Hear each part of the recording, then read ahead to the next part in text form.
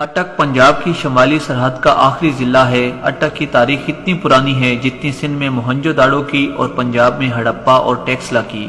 مختلف تاریخ دانوں کی مختلف رائے ہے کہ اٹک کا نام کس طرح پڑا۔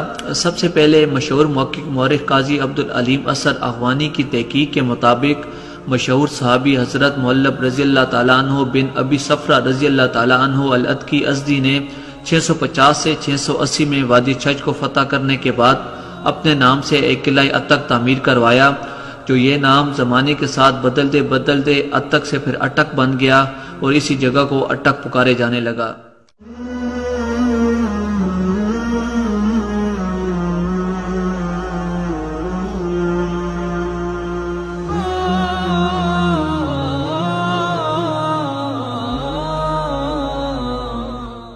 بعض کے نزدیک اٹک ہندی زبان کا لفظ ہے جس کے معنی ٹھہرنا یا رک جانا ہے۔ مشرق سے آنے والے لوگ لازماً یہاں رک جایا کرتے تھے۔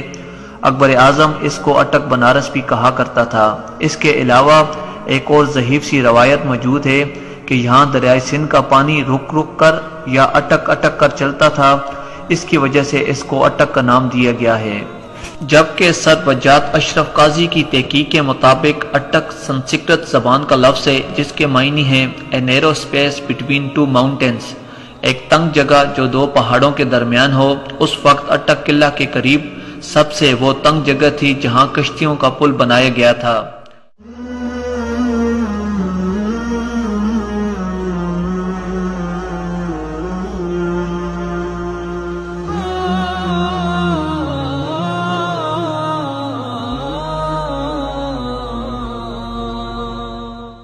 ناظرین، میں آپ کو بتاتا چلوں، اٹک قلعہ اور اٹک پل کے قریب کوئی اٹک نام کی بستی موجود نہیں تھی، نہ ہے، البتہ ایک گاؤں ملائی ٹولہ موجود ہے۔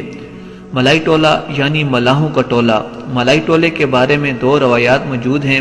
پہلی روایت کے مطابق 326 قبل مسیح سکندر اعظم یونانی نے بہت سے ملاحوں کو اکٹھا کر کے دریائے سندھ کو پار کرنے کے لیے کشتیوں کا پل بنوایا۔ اس کے بعد پھر سکندر اعظم کے لشکر نے راجہ فارس پر حملہ کیا اور پنجاب میں داخل ہو گئے۔ پھر سکندر اعظم نے ملاحوں کے لیے ایک بستی بنوائی جو اب ملائی ٹولہ کے نام سے جانی جاتی ہے۔ دوسری روایت کے مطابق اکبر بادشاہ کے حکم سے ہندوستان سے چند ملاح خاندان یہاں لا کر بسائے گئے تھے تاکہ کشتیوں کے ذریعے آنا جانا آسان ہو۔ اسی بنا پر اس آبادی کا نام ملائی ٹولہ پڑ گیا۔ یہ گاؤں اٹک قلعہ کے جنوب کی طرف دریائے سندھ کے عین کنارے پر واقع ہے۔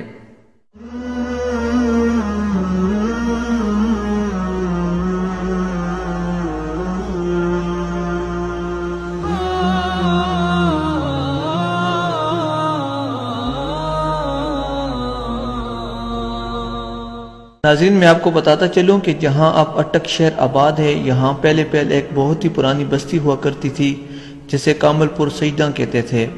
اس بستی کا نام ایک بزرگ پیر کامل شاہ کے نام پر رکھا گیا۔ پیر کامل شاہ کا مزار کامل پور سجدہ کے وسط میں ہے۔ مقامی روایت کے مطابق یہ بزرگ 17ویں صدی عیسوی کے وسط میں اس علاقے میں آئے۔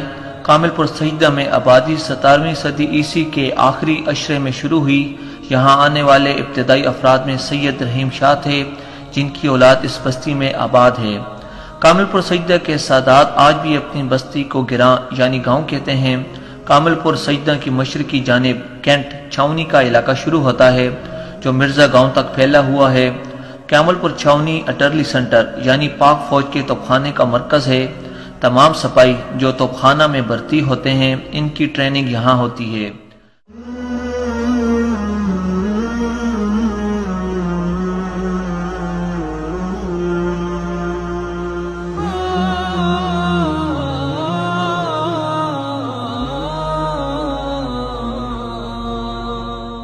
ناظرین، میں آپ کو بتاتا چلوں کہ جب انگریزوں نے یہ شہر ڈیزائن کرنا شروع کیا تو یہ شہر نہایت خوبصورت طور پر ڈیزائن کیا گیا تھا۔ شہروں کو مختلف بلاکوں میں تقسیم کیا گیا تھا۔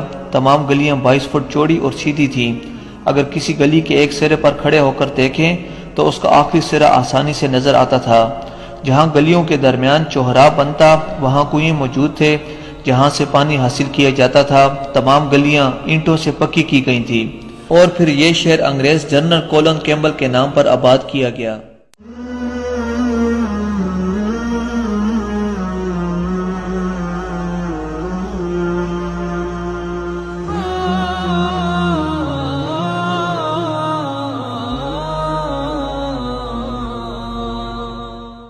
اٹک کا پرانا نام کیمل پور تھا۔ جب پاکستان میں مختلف شہروں کے نام تبدیل ہو رہے تھے تو اس وقت جنرل ریٹائرڈ اقبال خان، جن کا تعلق پنڈی گیپ سے تھا، انہوں نے گورنمنٹ کالج اٹک سے تعلیم حاصل کی تھی۔ انہوں نے اپنے استاد ڈاکٹر غلام جیلانی برق کے کہنے پر کیمل پور شہر کا نام تبدیل کر کے اٹک رکھ دیا۔ ڈاکٹر غلام جیلانی برق کالج میں درس و تدریس کا کام کرنے کے علاوہ ایک ممتاز مذہبی شخصیت تھے۔ ان کا شمار شہر کے معزز ترین لوگوں میں ہوتا تھا۔ ڈاکٹر صاحب ادیب، 40 کتابوں کے مصنف، شاعر اور بہترین مقرر تھے۔ آپ نے پرشین میں PhD کی ہوئی تھی اور آپ کا تعلق